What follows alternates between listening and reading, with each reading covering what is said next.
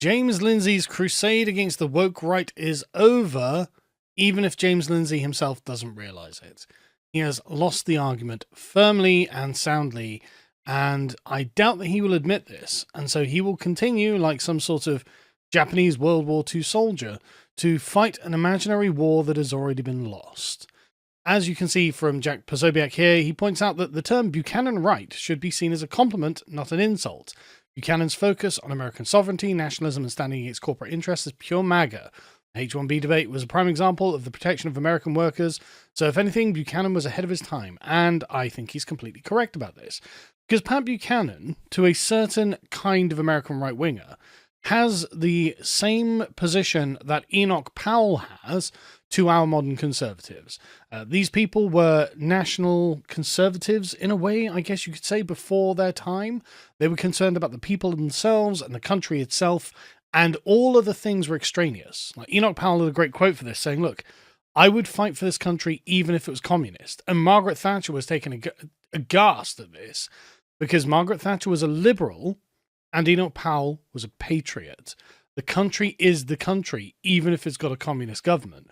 Obviously, it's undesirable for the country to have a communist government. But if England is under communist rule and goes to war with like Nazi Germany or something, obviously I have to side with England, even if I don't like it and even if I want to overthrow the government. And this is the point that's being made by the right that believe in these kind of principles and who believe in the nature of the country being an association of relations, as in like in the Aristotelian sense, founded on friendship and goodwill to one another, and the content and quality of the relations that we have with each other being the important thing rather than adherence to the abstract ideological doctrine of liberalism and following the rules of the social contract. This right is what myself, Aaron McIntyre, Dave Distribusis, Jack Posobiec, all of these people are truly a part of. And this is where James Lindsay's argument about the woke right starts falling apart. Because lots of people came out and said, well, hang on a second, Pat Buchanan was a great man, and I completely support him. And in fact, he was in all ways just a good patriotic American. And he wrote in many ways, I did a video calling him America's last prophet. Again, in the same way that Enoch Powell felt the same way about his own country. People pointed out that he predicted all of this long ago, again, just like Powell, and it has all come to pass. I mean, just look at this. All about us, we can see clearly now that the West is passing away. In a single century, all of the great houses of continental Europe fell. All the empires that ruled the world have vanished. Not one European nation, save Muslim Albania, has a birth rate that will enable it to survive through the century. As a share of world population, the peoples of Europe, European ancestry, have been shrinking for 3 generations. The character of every Western nation is being irredeemably altered as each undergoes an unresisted invasion from the Third World. We are slowly disappearing from the earth.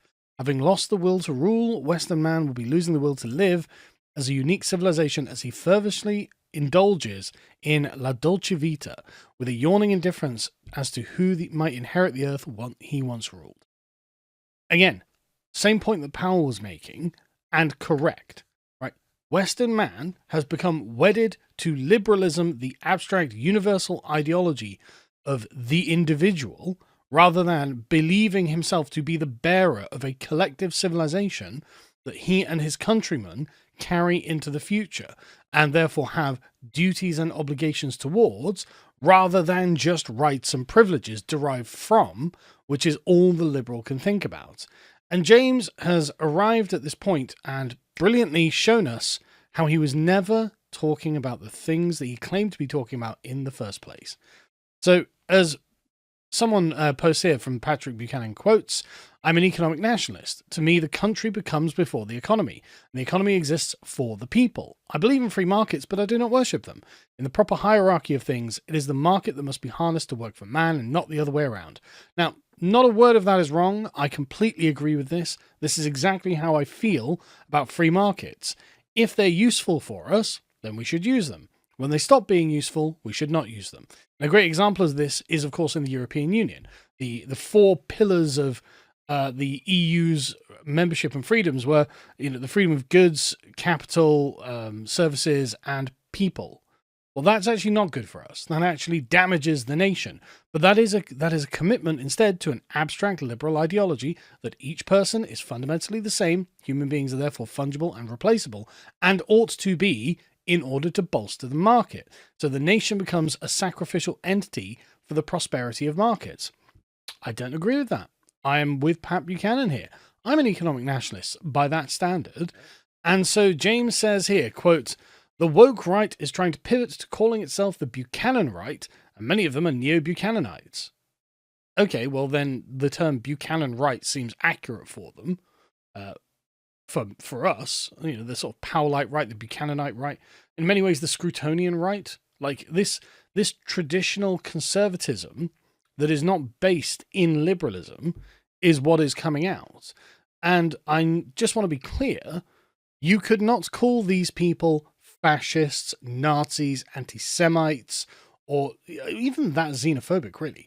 You can't call these people any of the things that the left likes to label us as, because we are not those things. We are not these things. We are talking about something much more ancient, again, much more Aristotelian in its fundamental construct. Nothing appropriate that could be appropriately called fascism, Nazism, or anti-Semitism in the slightest.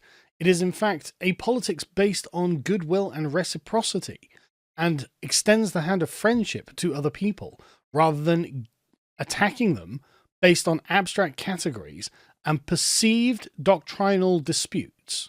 That's not what the Buchanan right constructs its own worldview on. And James admits that the woke right, they're trying to pivot to call themselves the Buchanan right because many of them are neo-Buchananites, but it's obvious that the mode they're using is woke and they're pushing family-friendly socialism and tyranny. This is just liberal ideologue speaking through James Lindsay, possessing him to say, oh, they're family-friendly socialists.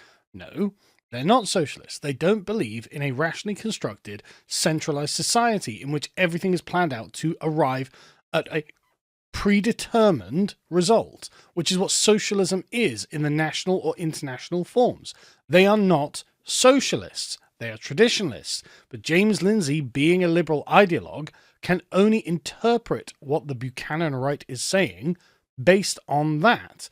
And so here he admits that actually I wasn't really talking about the people that I claimed I was talking about. I was actually talking about the Buchanan right, the actual respectable right.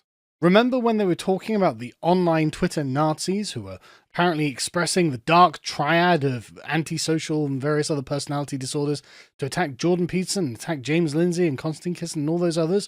Well, that's what James began by calling the woke right.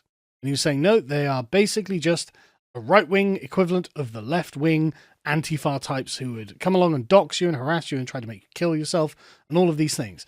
And, okay, fair, but that's not the Buchanan right, is it? And Joel here, Joel Berry, who's been a very aggressive person who advances this, says the Pat Buchanan right could have led a constructive and mature dialogue and maybe even introduced new and interesting ideas to the right.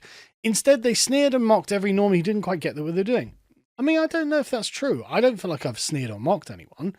I've tried to explain my position as a non-liberal right-winger for quite a while, and Joel here again gives the game away.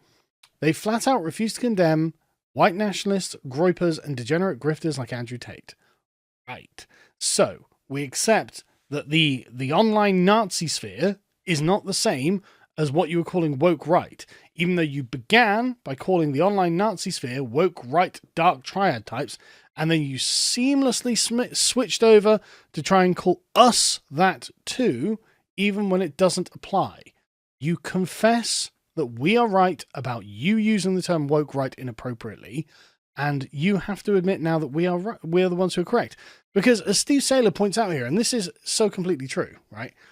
Pat Buchanan, a kind, thoughtful friend, was one of the most personally popular people in Washington, D.C., and everyone except the most fervent neocons. That's why he was employed by liberal MSNBC for years. Lots of people in business really liked him as a human being, because, of course, the Buchanan right, the traditional Scrutonian, Powellite right, concerns themselves with the civilization as built on a set of relations. And what we have a moral obligation to do is improve the relations that we have with one another. And so naturally, this leads us to being personally very nice people. And I've had people saying this about myself. Look at the interaction and debate that I had with Narinder Kaur. We disagreed completely on the nature of politics, what it's for, what we're trying to do. However, I was, of course, lovely and polite to her, like I think I am to everyone who I meet in life, and she went away saying that. And then when Jess Phillips started attacking me for being a bad person for some reason, out of nowhere, she decided to come out and say, no, Carl was actually lovely, and this is not true at all. I don't know why she's saying this. And she didn't have to do that, especially given how I'm a political opponent of hers. But for the same sort of reason that Buchanan was employed by MSNBC, despite him being an extremely right-wing conservative and MSNBC being extremely liberal, they recognized that he was actually a kind person. And so the whole, well, dark triads using anti-Semitism to gain power, or whatever it is Peterson's saying here, that's inappropriately applied. And Joel admits that here. James admits that here. They admit that they have not been applying the appropriate label to what is calling itself now the Buchanan Right. They have been smearing us. And again, you can see in saying just the woke right is satanic. No one would call Pat Buchanan satanic, right? But it could be that Elijah Schaffer or whatever is more married to the online Nazi sphere and is so more concerned with those issues and the way that they express themselves rather than the sort of Buchanan right, because there's no way you would call Pat Buchanan and people who follow his philosophy satanic. They are not dark triad types. They are not people who are desperate to destroy the state of Israel or whatever it is that they say.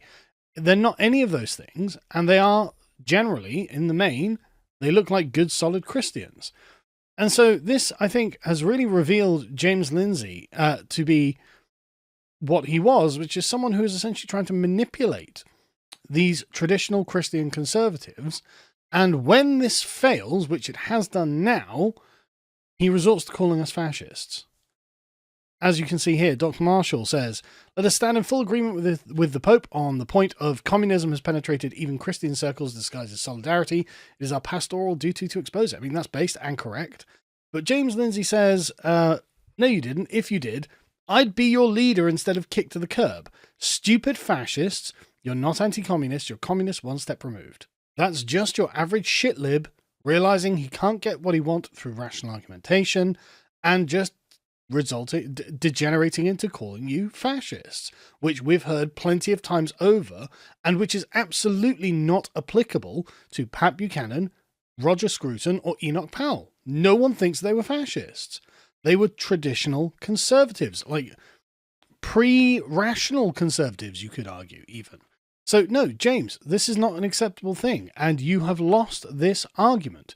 You have shown that you have applied a label wrongly to a very malignant group of people, and then in a kind of duplicitous manner, apply that to people who are actually fair-minded, decent, and concerned with social relations. And for some reason, then you've withdrawn it from those. In the case of Joel Berry, you've made the distinction, and yet you're still calling these people woke right. Totally inappropriate. Totally unacceptable.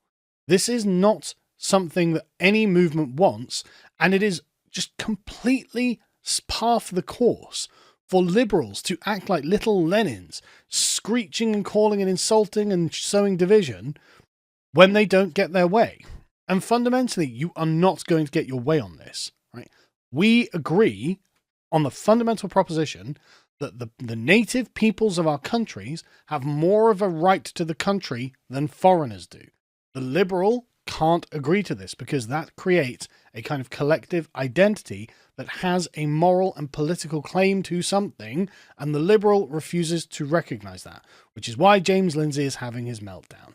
Argument over. You have lost this one, James. But I've got to say, right, as someone who's been on the same sort of journey as James and accepted the legitimacy of the arguments and has come to my position now, an ex-liberal as it were, I genuinely hope that James can do some reflection on this, can let go of the crusading liberal instinct to protect something that is frankly not founded in reality and contradictory to the innate nature of human beings, and think more expansively on the topic. Because, like I said, on a personal level, I actually quite like James. Whenever I've met him, I've got on with him, and I've not found him personally objectionable. And in that way, in person, he's actually a lot more like the Buchanan Right than he would like to admit.